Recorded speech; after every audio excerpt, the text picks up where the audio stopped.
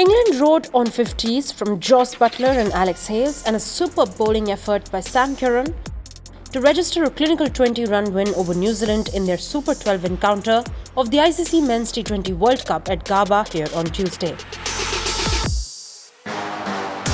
With this win, England has now displaced Australia from the second position in Group 1 on account of better NRR. New Zealand, however, is sitting at the top of the group as their NRR of 2.233 is far superior than that of England and Australia.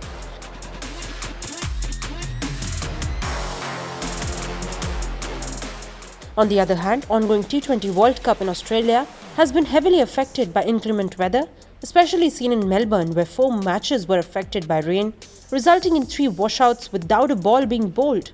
Though India and Bangladesh have been largely unaffected by rain in the tournament till now, there is now a threat of inclement weather affecting their Super 12 match at Adelaide Oval on Wednesday. As per the Australian government's Bureau of Meteorology, who had predicted La Nina weather effect in the country for the 3rd straight year, the skies in Adelaide will be cloudy on Wednesday with 60% chances of showers predicted for evening.